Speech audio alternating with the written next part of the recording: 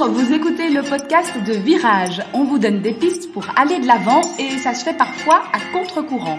Si face à un problème, quel qu'il soit, vous vous êtes déjà dit « j'ai tout essayé, rien ne va, je ne sais plus quoi faire », alors vous êtes au bon endroit. Je suis Marina Blanchard, psychologue, formatrice et fondatrice de Virage.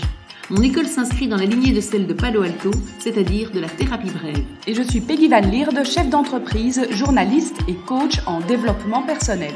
Ensemble, nous vous proposons des réflexions pour avancer autrement. Je suis trop gentille. On va donc se mettre dans la peau de quelqu'un. On va prendre le cas plutôt féminin, mais ça pourrait tout à fait être applicable au masculin. Quelqu'un qui ne parvient pas vraiment à se faire entendre, que ce soit dans son cercle d'amis, dans son cercle social ou familial, ou que ce soit au travail. Systématiquement, quand il y a un message à faire passer ou une opinion qu'elle aimerait faire passer, en fait, on la calcule pas, comme on dit aujourd'hui, c'est-à-dire qu'on va pas tenir compte de cet avis, même s'il a été donné, il a été entendu, mais quelque part, il n'est pas considéré. Il est jamais, c'est ça, il est jamais gagnant, quoi, son avis, c'est ça. Surtout, c'est quelqu'un en plus qui probablement est tellement gentil qu'il prend lui en compte ou elle en compte les avis des autres, en fait. Et donc, c'est ça, quelque part. Et donc, forcément, puisque moi, je crie pas mon avis très fort, je l'impose pas du tout.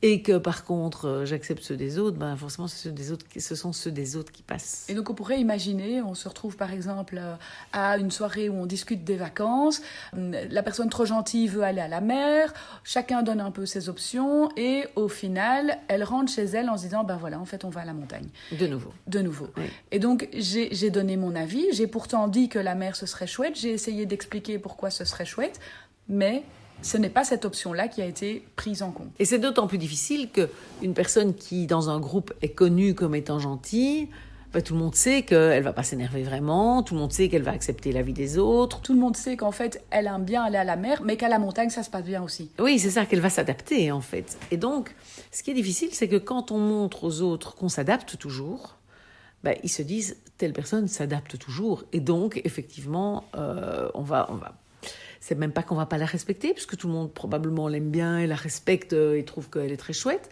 mais son avis, on se dit, c'est pas très grave, elle y tient pas plus que ça, puisque de toute façon elle est contente après. Et donc, je pense que malheureusement, si elle veut que ça change, elle va devoir montrer qu'elle s'adapte pas à un moment donné. Et elle va devoir, à un moment donné, dire, si c'est la montagne, alors moi je viendrai pas. Et ça, c'est difficile pour quelqu'un qui est très gentil, parce que ça veut dire que... Mais en même temps, tant que... J'ai envie de dire, quelque part, j'aurais envie de lui poser la question, pourquoi est-ce que les autres écouteraient ton avis ? Puisque de toute façon, tu t'adaptes. Voilà.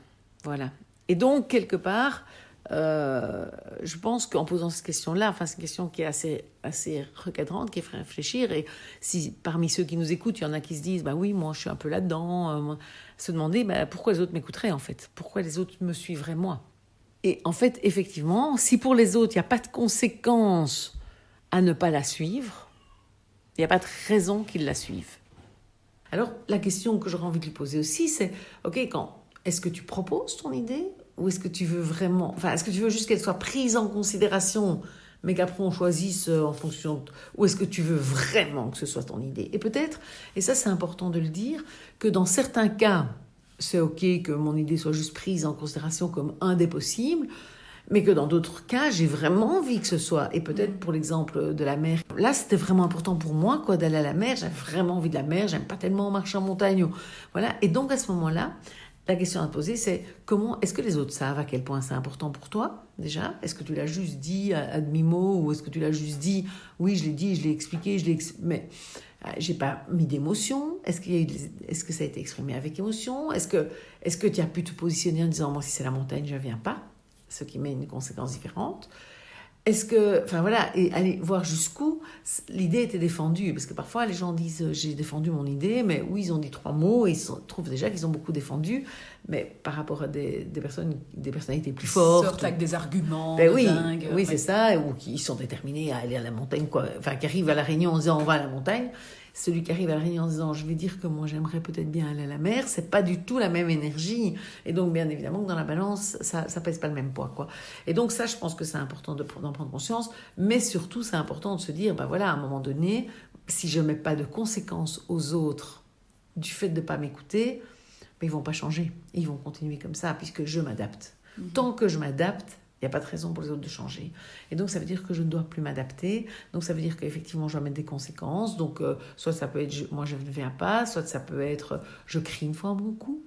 Soit ça peut être, j'exprime le fait que je trouve que je ne suis jamais respectée, ce qui est exprimé ici, voilà, que tu expliquais au début. Dire, ben voilà, moi, en fait, chaque fois, je donne mon avis, mais en fait, on n'en tient jamais compte, finalement. Ou en tout cas, on en tient peut-être compte, mais en tout cas, c'est jamais lui qui sort gagnant du débat. Et donc, je pense que tant que ça n'a pas été exprimé, ben, il n'y a aucune chance que ça change. En fait, j'allais dire, il y a peu de chance, mais en fait, c'est aucune chance que ça change, puisque... c'est très confortable pour les autres. Oui, c'est extrêmement confortable pour les autres, ça. Ce qui accompagne souvent aussi le ressenti d'une personne qui est trop gentille, c'est les autres y arrivent et moi, j'y arrive pas. Oui. Il y a ce côté, je suis trop gentille, j'aimerais être différent et... Alors peut-être que là c'est dans un cadre plus professionnel, si on prend un autre exemple, de dire ben voilà, je voudrais imposer mon point de vue à mon collaborateur, à mon supérieur ou client, peu importe, je voudrais imposer mon point de vue. D'autres y arrivent, quand on a décidé que c'était noir, ben c'est noir, voilà. Et moi, quand j'y arrive et que j'ai décidé que c'était noir, ben ce sera blanc, éventuellement gris si j'ai exposé de bons arguments, mais ce sera jamais noir. Ça veut dire que c'était pas décidé, j'ai envie de dire. Ça veut dire que j'ai pas décidé que c'était noir, parce que si j'ai décidé que c'était noir, ça devrait vouloir dire qu'il n'y a pas d'autres options quelque part. Et donc, à partir du moment où je dis j'ai décidé que c'était noir, mais je veux l'accord de l'autre pour que ce soit noir, c'est pas j'ai décidé que c'était noir. Et donc, je pense que le problème de quelqu'un de gentil, c'est qu'il entend trop l'avis de l'autre, l'opinion de l'autre. Et donc, autant c'est intéressant dans certains contextes de tout à fait l'écouter, etc., autant dans d'autres contextes, ça l'est pas et c'est pas adapté. Et si je me dis j'ai décidé que c'était noir, j'ai envie de dire, quoi qu'il arrive, alors ce sera noir, quoi que les autres se disent. Et je pense que c'est ça qui fait la différence, c'est qu'effectivement, quelqu'un de gentil, ce sera jamais j'ai décidé de cette manière-là, ce sera je voudrais que ce soit noir et je vais essayer d'imposer aux autres le fait que ce soit noir. Mais quand on se retrouve dans un univers de requins et qu'on a un petit lapin, c'est pas évident. C'est perdu d'avance, c'est même perdu d'avance. Un lapin avec un requin, tu vas vite voir. C'est perdu d'avance. C'est même pas que c'est pas évident. C'est que si je deviens pas un requin moi-même, c'est perdu. Et comment est-ce qu'on devient requin ? D'abord, est-ce qu'on veut devenir requin ? Est-ce qu'il vaut mieux pas, si on est lapin, d'aller ailleurs que dans un univers de requins ? Donc ça, c'est quand même une des premières questions. C'est est-ce que, voilà, si je suis dans un univers de requins, j'ai pas vraiment le choix. Soit effectivement, je deviens requin, soit je me fais bouffer, soit je pars ailleurs.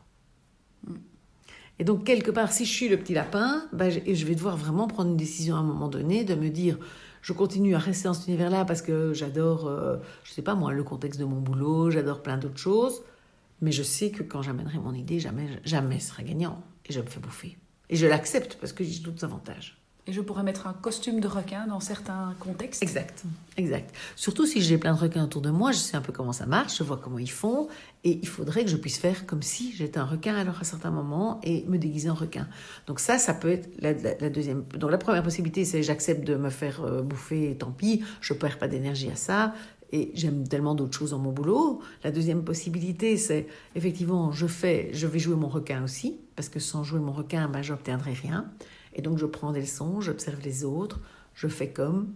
Et donc, quand je viens en me disant, je veux que ce soit noir et j'ai décidé que c'est noir, je me dis, j'ai décidé que ce sera noir, que ce sera noir et ce sera noir. Et je ne quitterai pas la réunion. Voilà. Et souvent, je prends l'exemple, avec par exemple avec une maman, je prendrais l'exemple de quand vous êtes devant une chaussée où les voitures vont très vite et que vous avez votre enfant par la main, est-ce que c'est moi j'aimerais bien qu'il ne traverse pas sans regarder ou qu'il traverse pas, ou est-ce que vous avez décidé et vous tenez sa main très fort?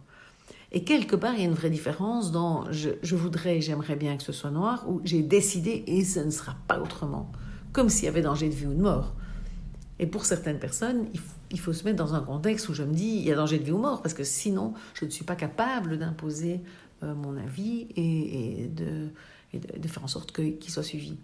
Alors pour commencer à prendre ce déguisement petit à petit, c'est choisir ses batailles pour commencer? Oui, certainement. De toute manière, ça vaut la peine de choisir ses batailles dans tous les cas, pour pas s'épuiser et effectivement choisir ses batailles. Et pour se dire aussi, en fait, je sais qu'au fond de moi, je reste un petit lapin et que dans certains contextes où j'ai pas envie de changer, je peux rester celui que je suis. Tout à fait. Oui, tout à fait. Exactement. Et donc, mais après, c'est choisir ses batailles. Je pense c'est prendre modèle, si on a des requins autour de soi, et se dire, voilà, mais comment fait Joël quand il vient au boulot et qu'il arrive à imposer chaque fois? En fait, il arrive, il a la tête, le menton vers le haut, il dit son idée, et la manière dont il l'a dit, déjà, tout le monde se rend compte que c'est non discutable. Est-ce que moi je la dis comme ça? Prendre conscience du coup que non, mon non-verbal n'est pas le même, mon ton n'est pas le même, ma manière... Et prendre conscience aussi que comme j'ai toujours été un lapin, ça va être plus difficile pour moi que pour Joël d'imposer mes prochaines idées. Parce qu'effectivement, celui qui a toujours été le requin, celui dont on a peur... En même temps, ça peut faire un électrochoc. Le jour où j'arrive pour la première fois en réunion bien préparée et que je change de ton... Ça peut. Mais ça peut aussi être testé par l'entourage selon. C'est selon. Mais il y a quand même vraiment un risque que l'entourage teste. Oui, et que ça se passe pas bien. Et que je doive défendre mon idée bec et ongle, quoi. Donc il vaut mieux me préparer à la défendre bec et ongle, en tout cas, et me dire, je ne sortirai pas si cette idée n'est pas suivie. Et donc, mais il faut que ce soit adapté, évidemment. Hein. Si j'ai un boss qui tranche derrière, je ne peux pas me dire ça. Mais si c'est moi le boss, ou si je suis dans une équipe où on travaille en collaboration, etc., voilà, oui, je peux partir du principe que j'ai décidé que, et ce sera comme ça, quoi. Et je pense que vraiment, c'est intéressant. Enfin, moi, je trouve que le parallèle avec l'enfant qui peut être en danger est intéressant, parce que là, les parents ils se rendent compte. D'ailleurs, même avec des parents qui se disent trop gentils avec leurs enfants, etc., souvent, ils disent, oui, je dois chaque fois négocier, les enfants discutent, j'arrive pas à me faire obéir. Et je dis, et devant une chaussée, ou devant l'autoroute, si vous êtes avec votre enfant, il va vous obéir ou il va partir? Ah non, mais là, je vais le bloquer avec ma main. Et en fait, quelque part, il y a cette décision-là de se dire, c'est moi qui décide, et du coup, j'impose ma manière de faire, et une forme de détermination à l'intérieur qui doit contrebalancer la gentillesse. Maintenant, ça n'empêche pas la personne gentille de dire « je suis désolée de vous imposer ». De dire « je peux comprendre que pour vous, ce noir, peut-être, ça ne vous convient pas, mais voilà, moi j'ai décidé que ce sera noir et ça me tient trop à cœur, donc cette fois-ci, ce sera noir ». Ça veut dire que quand on a décidé et qu'on veut tenir sa décision, ça ne doit pas forcément être dit de façon virulente, méchante, etc. Le ton peut rester le ton qu'on utilisait d'habitude. Le ton gentil. Mais déterminé, voilà, mais ferme, c'est ça. Donc, que retenir aujourd'hui de cet épisode ? Et donc, pour quelqu'un qui est trop gentil, je dirais, c'est se dire, dans quel contexte, parce que je pense qu'il ne faut pas vouloir changer dans tous les contextes, dans quel contexte est-ce que j'aimerais qu'on prenne plus en considération concrètement mes avis, et à ce moment-là, me dire, quel serait l'avantage des autres de le faire ? Tant qu'il n'y en a pas, les autres ne changeront pas. Et donc, il faut partir avec un état d'esprit différent et se dire, ici, j'ai décidé qu'on va discuter des vacances et ce sera la mer. C'est trop important pour moi cette année. Ça fait plusieurs fois que ce groupe qu'on part là, et ça me convenait à moitié, j'ai fait à plaisir. Et donc, je viens et je me dis, je suis déterminée. Et donc, il y a cette détermination qui va être importante parce qu'elle va transpercer, évidemment, la manière dont je vais imposer mon avis. Quitte à dire, oui, je suis désolée, je me rends compte que je suis plus déterminée cette fois-ci, mais les autres fois, je me suis adaptée systématiquement à vos choix. Et pouvoir, évidemment, communiquer sur la détermination, mais ne pas la lâcher.